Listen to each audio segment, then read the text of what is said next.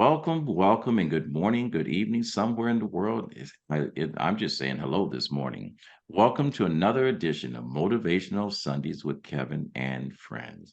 This show was originally created from the more than 300 motivational quotes that I had written for the contents of my books. Always curious.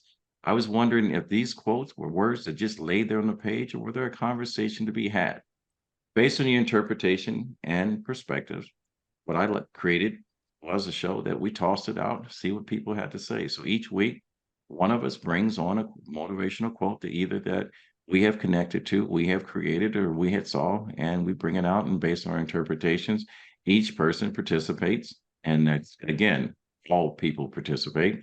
And we talk about how that quote lands on us.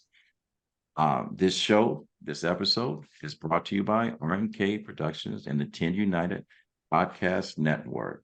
Our mission, sorry about that, our mission is through the power of our story. We want to uplift, inspire, share experiences and perspectives using the framework of teaching, learning, and modeling. Our purpose is very simple, ladies and gentlemen: hope, helping other people every day. My name is Kevin Mclemore. I am your host, and I am joined with my co-host, Mr. and Mrs. Christopher James, Emmanuel Oshie, hopefully I pronounced that right, Mr. David J. Curtis, Chris Everett, Arnaz Kinsey, and the voice of our show, Mr. Otis Spencer.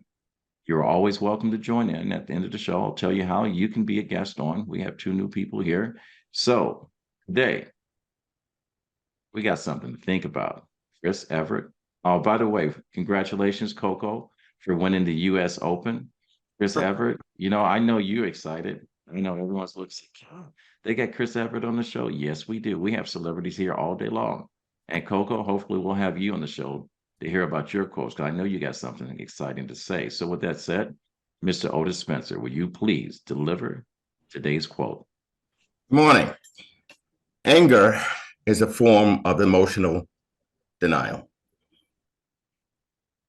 When I saw this quote, I was excited. And I said, I wonder how this quote is going to land, because, we all have that one button and we all say, don't push it, don't push it. And when we do, it's fire. So, Chris, how did this quote land with you, or maybe on you? Yeah. Well, good morning, good afternoon, good evening, everyone, wherever you may be in the world. Yeah, anger is a form of emotional denial. So when I saw this quote, I just went, wow. And yeah, it gave me something to think about when I saw it. Um, I thought about typically when anger is involved, there's probably some other emotion under there, be it fear, um, maybe there's sadness, maybe there's some other thing and some other emotion, and I just don't know how to express it, and it comes out like, okay, it's gonna be let's just go with anger because it's first and it's fast and it's easy, right? It's easy. Um, and that's what I thought about, and it made me think. Okay, so anytime that I'm angry, anytime that I'm angry, most of the time I am. It's painful. It's like painful to be angry, um, and it begs the question, like, okay, what's going on? So when I saw this, anger is a form of emotional denial. It's like, okay, so what emotion am I denying in order to be this right now? you know so yeah, that was how it hit me, and it makes me think about yeah, that's what it made me think about. Another quote is kind of coming to my mind. It's a spiritual axiom that whenever there's something wrong, like, oh, I'm not getting it right, maybe you can come back to me on it, but it's something about like feeling wrong. Like anger Right. is a form of feeling wrong in the sense that like I don't feel right. Right? Like I don't, there's something I don't feel good. Um, I'll find that other quote. Maybe I'll bring it next week, but I'll maybe I'll even get it by the end of the show because it's another powerful one. So anyway, now I'm rambling.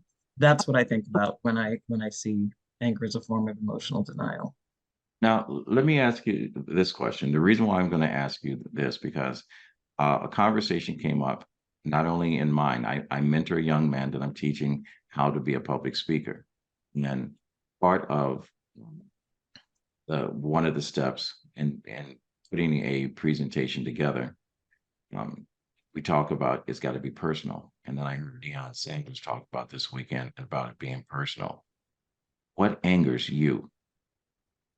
What triggers your anger? How do you resolve or how do you deal with that? Or can anyone deal with you while you're upset? Mm, what triggers my anger? Social injustice triggers my anger. Um, when people are being treated unfairly or poorly, that triggers my anger. And even just saying that, like I'm like, um, and how do I resolve it? I have to look at what's deeper, what's why am I affected by that? Like what's going on deeper for me? And even just saying that just now, it was like there was this fear was under that. Like, and so how do I deal with it? I just, I talk to friends about it. I talk to God about it. I don't keep it inside, which doesn't mean like I don't like go about it. I process it, and I process it with other people. Now, people are a form of God for me. There's God in every single one of us, and you can use whatever word. If God offends you, use whatever word you want. Um, but yeah, I gotta talk about it. I gotta write about it. I have to, work through it until I get myself right. Wow. All right. Thank you. I didn't mean to put you on the spot, but this conversation has like a banana, it has multiple layers to it. And how we respond to it is how we get to the fruit, where the source of anger is coming from. And just like in anything else, once we get to the source, it's real easy in order to come to a solution on how we deal with it and how we control it. Because the anger normally presents itself on things we have no control over, but we actually do have control over it. So when I go to Mr. David J. Christopher and ask him the same question, I'm going to ask Otis for people that just tuned in to repeat the quote. So, David, as soon as Otis goes ahead and delivers the quote, give us your take on how this quote landed on you. And he's got those beautiful shades on, blue lenses on there, sexy as devils. Look at him. All right, Otis, fire it up.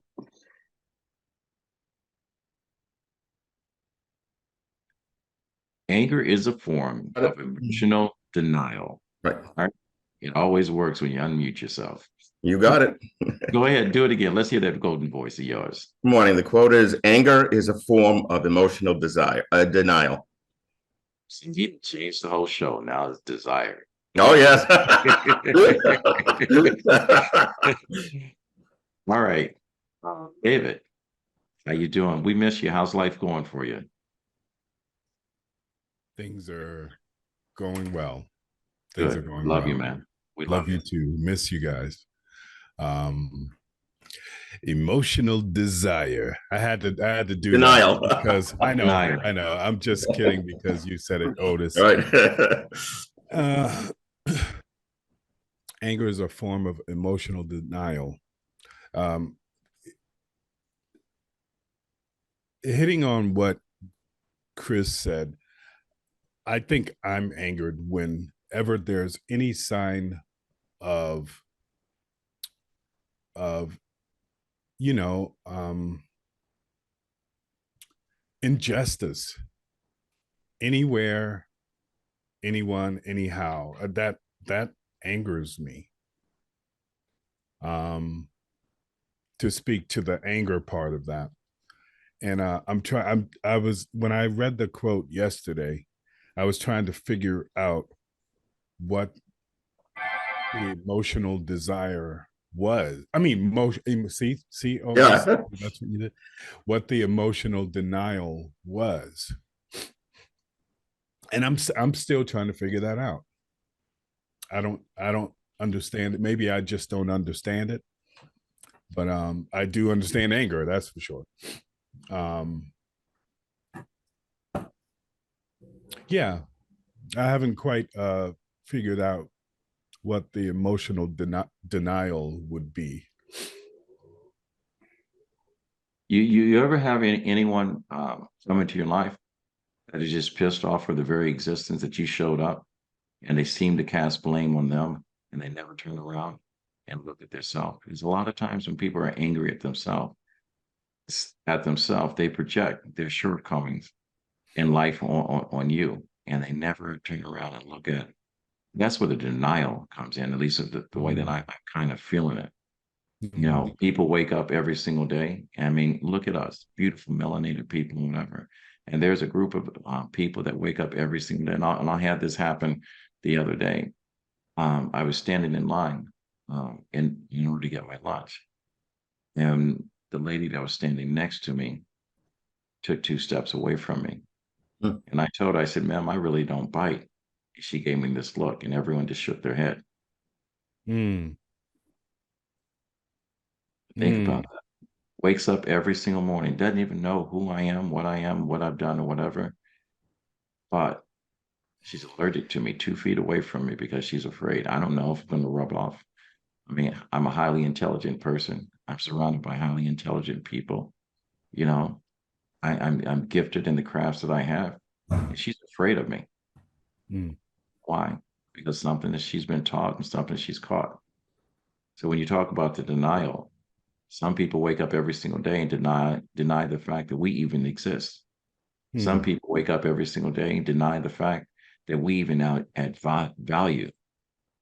Some people wake up every single day of this life and they deny the fact that we contribute as an asset to this whole world. So when you put denial on an emotional response that you have control over, who's to blame?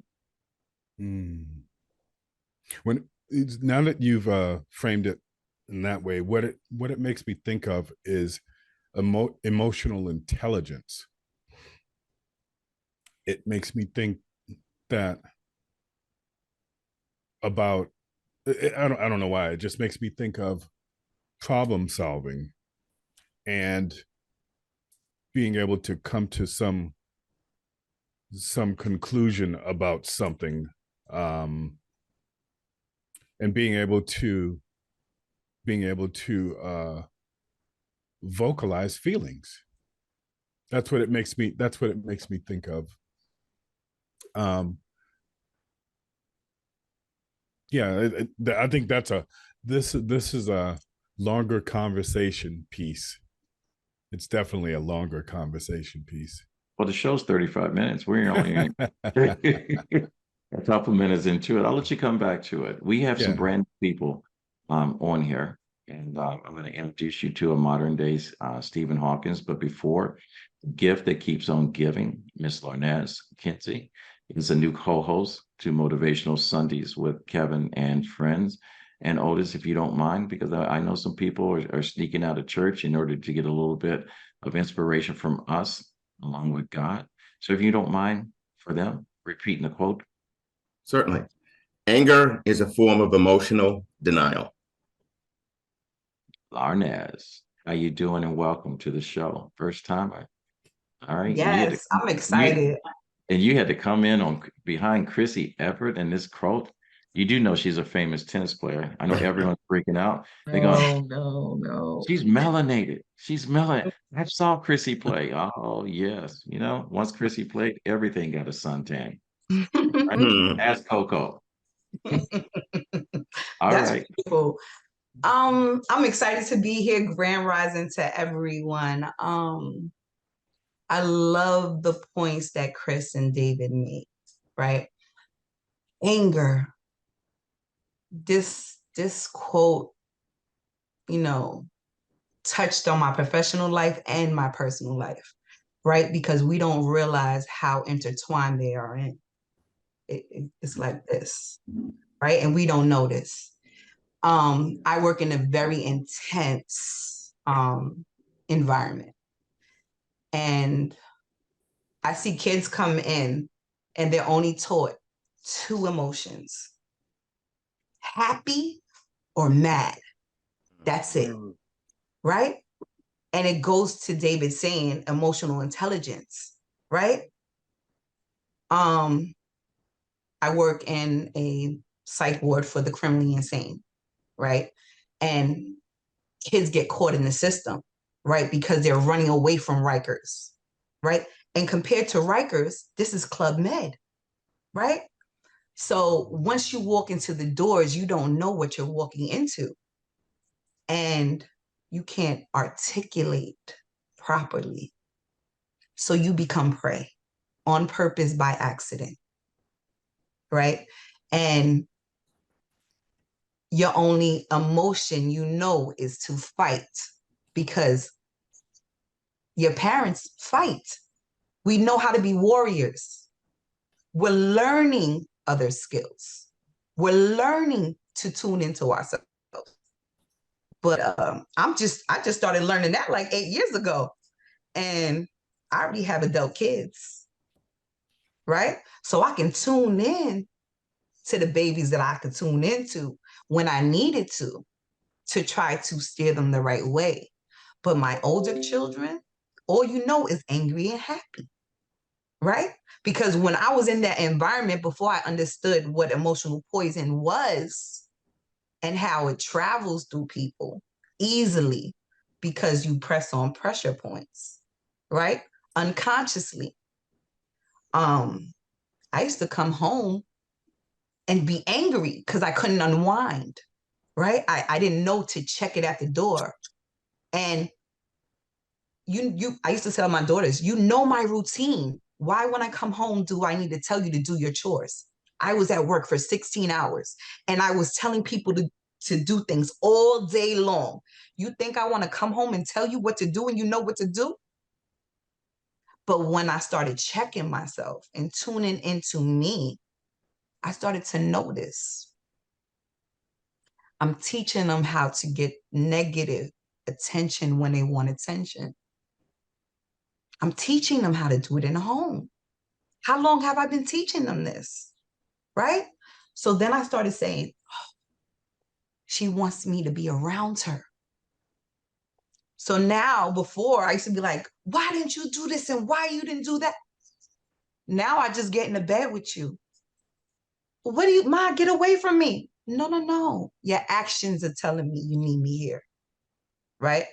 I love to say, sometimes I can't see what you do. No, it's this. Sometimes I can't hear what you're saying because I can't see what you're doing at all. And I'm just going to leave with one story because, I'm long-winded. Kevin, you don't know this about me now. You might have to extend this show a little bit with me on the show now. Last winter, right, I was driving and I came to this stoplight and it was a Spanish woman and she had, it looked like a newborn, maybe 2-3 months old baby, her back, right? And she was selling oranges. It was freezing outside. It was freezing outside. And this lady cuts me off to roll down her window and curse out the lady. What the hell you doing out here in this weather with that baby? What the F is wrong with you? You stupid. You think she would want to be out here with her newborn child? I had to be like, let me just stop and give her some money. because you out here for a reason. But I was telling my husband, like, does that make sense? Make that make sense. And then I correlated it to my job when I see people come in and you can't articulate that, hey, there's really nothing wrong with me, but I came here because I needed, like, I got caught up. I was in the wrong place at the wrong time. And I don't want to be praying there because there's no control. Right. It's this quote just hit me. All right. I can see. I was a little worried. That's the reason why I let it ride. Going from there. And we have to understand is that there's an expiration date on blaming our parents for what they taught us. When we are old enough to take the wheel of our own life, it's a choice, and our actions have to follow that. So the denial comes with the choices that we make. And so with that said, remind you, this is a half-hour show. You'll get used to it. The manual, the new Stephen Hawkins. And like I said, they didn't just make one. And just like in intelligence or whatever, it's like the rainbow. It reaches from one end of one point to another. And we never know where the end of that point is because the 7 colors of the rainbow hits all over the world. And so we are blessed to have a gift on our show. I am so curious. I'm buckling my seatbelt. I'm sitting straight up in my chair. And Otis, one more time. Sure. Anger is a form of emotional denial. Right, Manuel. First of all, thanks for having me. I hope you guys can hear me. I'm using the headphones. We can hear you. You can. Okay, great. First of all, I love what Lady L said because I was actually I tend to think about stuff like that from like the lens of like neuroscience or cognitive science in a sense. So I'm not sure if I'm gonna have like a good story associated with anger. I'm constantly penetrating emotions and in the relationship with like becoming, if you would. I think anger gets a bad rep in a sense. I think it carries a lot of energy that's extremely worthwhile but I'm big on sublimation and basically being able to like allow your emotions to flow through and be processed. And in that sense, anger has been kind of like very useful. But I think it has to do, the denial aspect of it has to do a little bit with despair and or not knowing. Which is why I thought Lady L, her brilliant solution to flip despair on its head is hope, right? To go into the bed with the person who actually makes you angry and to just allow sublimation to happen between the two of you. So I think that was absolutely brilliant. But yeah, I think sometimes we have to be careful not to ascribe a kind of like a volitional judgment and like good or bad with respect to emotions, because I'm a martial artist. I told you that, and so I've been privy to being able to exercise most of my life on the relationship between attention and arousal, and at the band of like psychology, it feels like the nervous system wants to constantly reach catharsis, and anger is like it's like an engine that's like that lasts like forget everything else, let's go through. Right, like so I think anger is really powerful, and I just think it's important not to let it trick you into falling into negative valence in life, like a negative worldview. Sure. So Emmanuel just dropped some gems and has took it to a whole nother level. It's easy to fall into a hole and lay there. But he just said on the other side of it is to create a negative into a positive and build a home on that hole in order for you to thrive and strive. So way to go, Black Stephen Hawkins. Way to go. Okay. And just to let you know, 2 days ago, when he found out I actually studied martial art, that he wanted to spar with me. And I didn't want to tell him. I said, I'm 65 years of age. I beat your butt. What do you win? No, If I lose, if I lose, what do you win? Don't no win or lose. No win or lose. Just sticky hands. No win or lose. you come to my house, there's a winner. But anyway, with that said, Miss Gilda James, and she's dressed in all those bright colors, very, very festive and whatever. They've been fighting the good fight over in Boston for fair wages and rights with the SAG-AFTRA. Anger is a form of emotional denial. You've heard it, you've felt it, you've seen both sides of the coin that we've shared. How does it land on you? Denial lands on me as fear, pain, or frustration. And what I always do, I try to take a negative situation and make it into a positive. So as far as denial, that's what I try to do with anything, to make it positive. All right. All right. I appreciate that. And the nice thing about it is, for those of you that are tuned in, that are watching for the first time on YouTube, on RMK Productions and Network on our YouTube page, is one thing you'll always see with Christopher and Gilda. And I always said, you can always tell someone that is truly in love with each other. They can't keep their hands off each other. These two are joined at the hip for the rest of your life. Now look at Chris. All right, he moved his hand. Okay, you didn't have to move. Normally, Gilda's pulling your strings. Now look at him, player. Military serviceman. Thank you for your service, Christopher James. How does this quote land on you? Initially, I thought it would be simple. Get mad and get over it. It's always been my motto. In fact, that was a thing I got from General Colin Pyle, who just passed away. Get mad and get over it.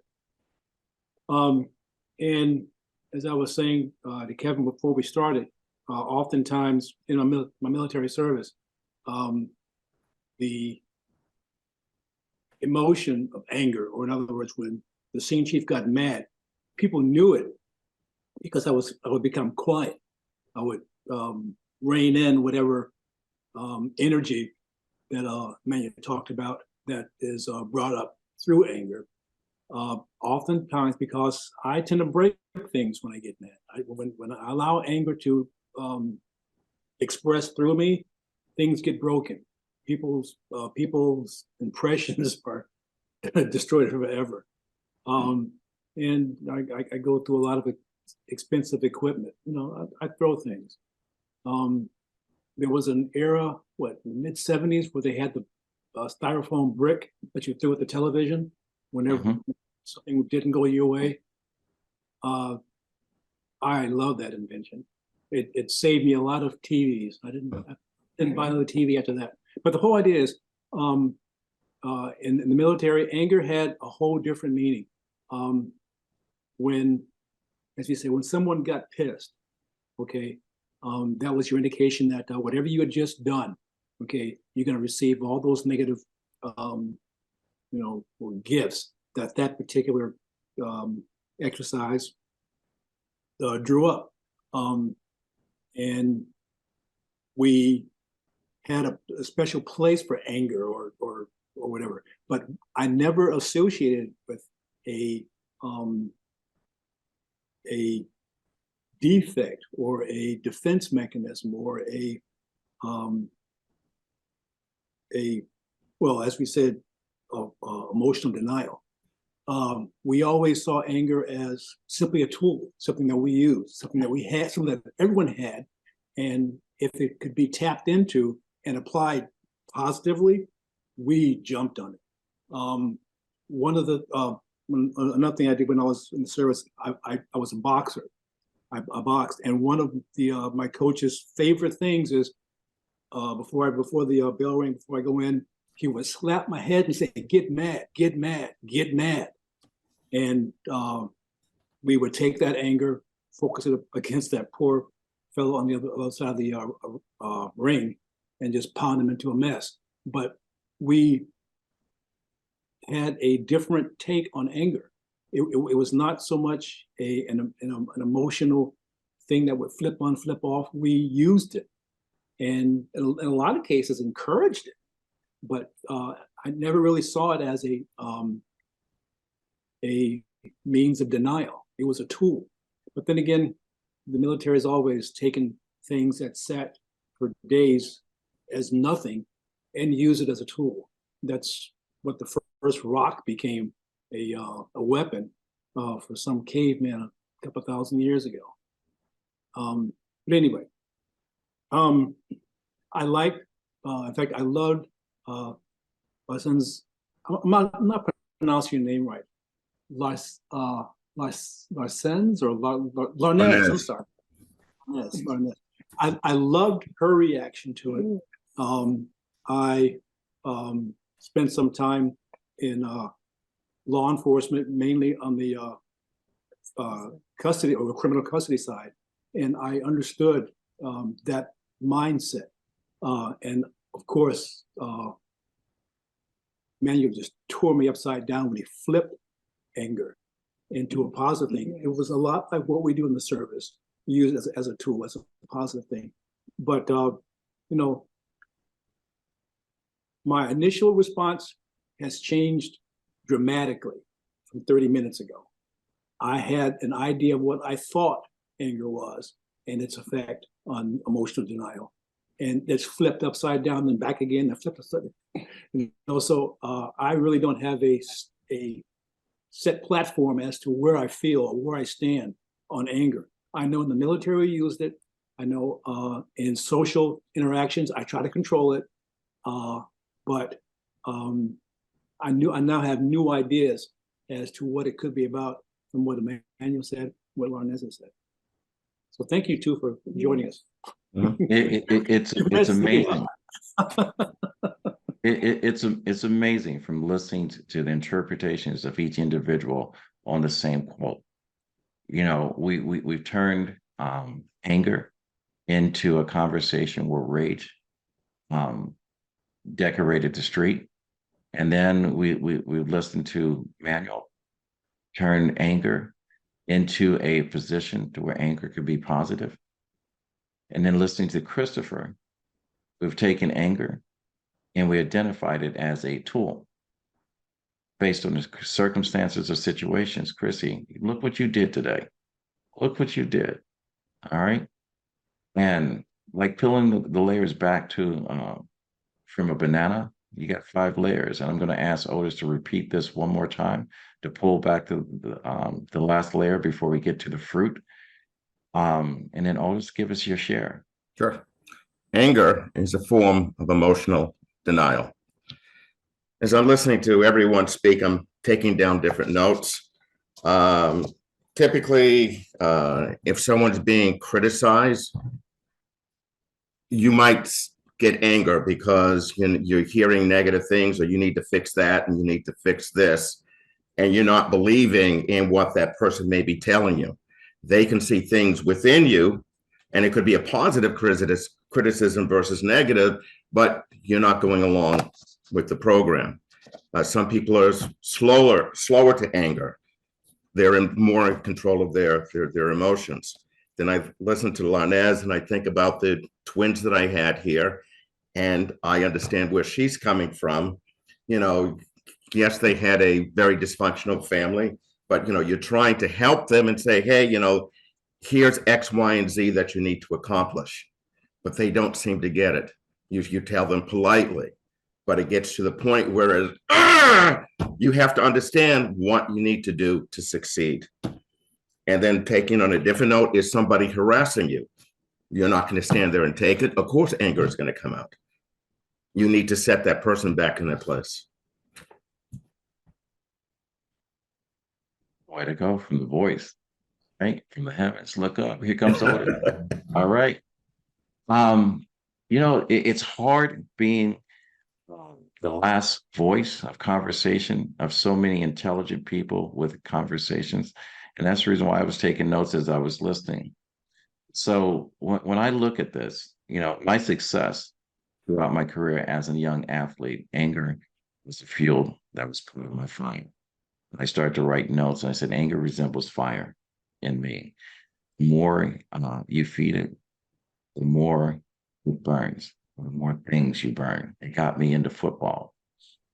Football saved my life. It's the only place that I can go and knock the shit out of someone, excuse my language, on Sunday morning and not go to jail, where people would cheer and celebrate the violence that I had within me. So, the more logs you put on the fire, the more things it burned. And sometimes the more logs you burn, the more people you harm. Once I started to grow, I stopped feeding the anger with my intentions and letting go of those things I had no control over. Having an understanding of compassion for others, I allowed myself to be free of my own emotions, which everything we talk about is an emotion. Allowed my mind to go ahead and explore other options other than anger, and manual taking a negative and making it positive, and directed my anger to a problem and to focus on people and to focus my time and energy to an answer and not the excuse. When I created the hashtag find 1,000 reasons to be kind to someone, I said, how much energy does it take for you just to say hello to someone, to say thank you, to open a door to someone? We've had this as a quote: we never know what someone else is going through during the course of a day. And that little bit of 5 seconds to say, well, how you doing? Goes a long way. Me, myself, standing 2 feet away from me and telling someone I don't bite. Well, I have to be honest, on Tuesday morning, I'm a terrible person in the morning. I nibble, but I don't bite. But that's a good thing. Depends on who's the recipient of Tuesday morning. We all have to listen. And for those of you that are listening to this show and you hear this quote, anger is a form of emotional denial, only you know your truth. Only you knows what fuels your fire. If you're an athlete, you're a scholar, if you're born into an environment that you have no control over and you're angry about that, what will you do with that anger once you have control over it? Ask yourself, what would you do? I said this the other day to Lanez and Emmanuel. Ask the child, on your last day, if you were to take anything with you, if God allowed you to take anything with you, what would you take with you? And the young man said, my friends.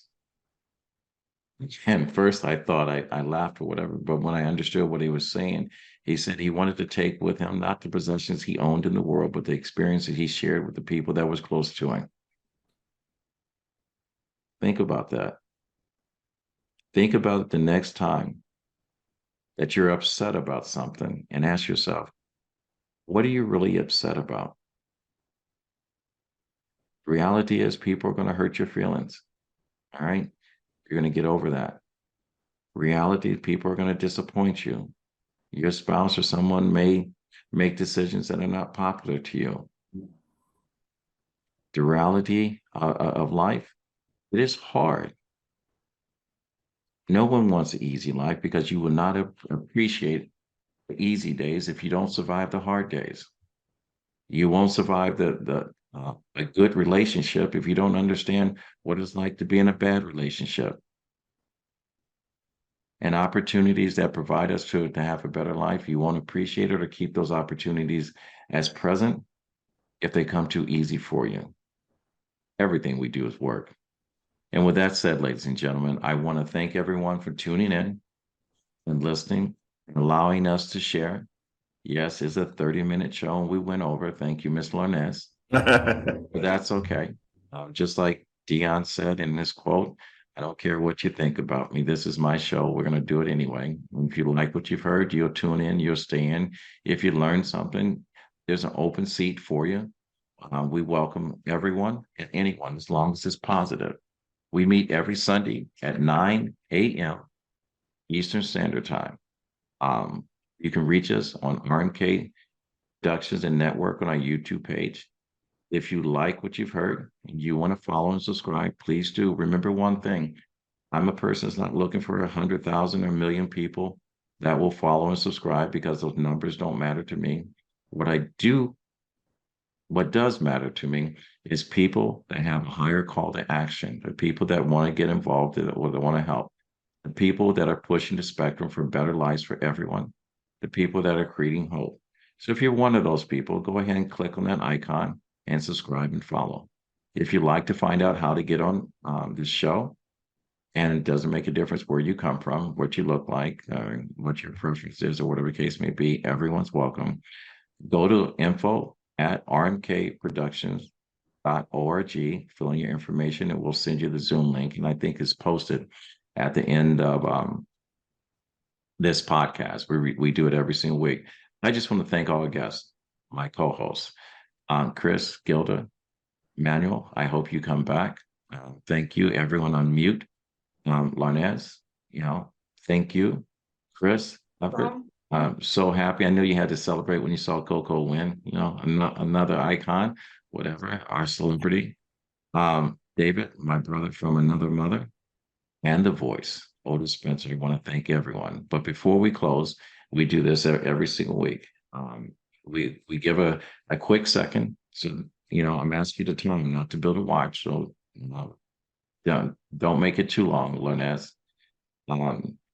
Give us an update of what you do, how you're doing. And I know you have a book. You're going to be on Talking with Kevin and Son, my podcast, to talk about your book and give us the title of that. You've got some amazing women in your house that you're developing. So tell everyone a little bit about you and how they can get in touch with you. And I'll go to Manuel next, and we'll go from there. Okay. I empower people, specifically women. I love seeing us be great. I feel like we've never been given the playbook on how to take that role as a queen. So I created the playbook to show people and give them a snippet of the tools that I instilled in my daughters, that they're still learning, that I'm still teaching them, that I'm still learning. I'm that person that shines a light on 3 different roads and gives you your options when you're stuck. You can reach me on Instagram. Comfort in the Chaos Coaching is my company that I have, and I guide people. That's pretty much me in a nutshell. And thank you. We hope that you come back. Manuel, all right, Mr. The new Stephen Hawkins, the gift. So what are we working on? What are you working on? Anything you want to share? Let people know who you are. I mean, they see us every week. You're new. Yeah, I guess I'm just been doing one thing all my life. So I'm just a systems architect trying to work on unlocking IA, and that's really all I do. That's all I really do. I can be reached on Gmail, I guess. Yeah, I don't want to talk too much, but yeah, I'm in. You know something? I'm going to stop you because at the level that you are on intelligence, you'll disappear. And I have people have access. We've already had a Saudi prince, whatever, send you for a weekend and you got through later. We don't want that. And we know that Mr. Gates has an obsession with you. I'm talking about, the Bill Gates. So I don't want you to give any more information. You're officially in the witness protection program on Motivation. Otis, what's up with you? Good morning again. This Tuesday, I'll be traveling with Chris and Gilda to Wethersfield, Connecticut, and the 12th between 11 and 11:30 a.m. We were doing a photo op for SAG-AFTRA. There we All go, right, Chris. Just hold it still. There you go. SAG-AFTRA strike. All right, go ahead. All right, good job. David J. Curtis, I do want to say this. I'm so glad to see you. You and I have unfinished business on the deal. Um, the deal was one of the screenplays that were featured in the Roxbury Film Festival. We are going to do a complete reading. David and I are going to partner up. Um, we're going to fine tune the script. We're going to do a reading. We're going to post it on YouTube.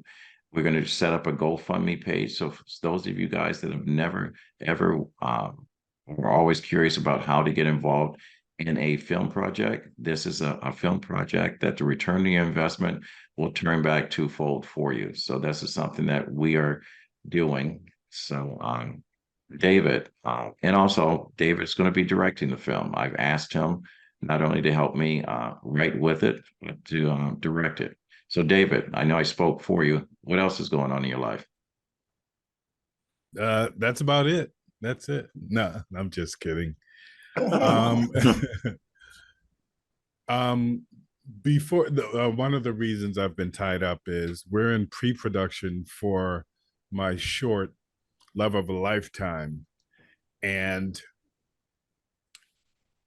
it is so amazing to see people of color come together.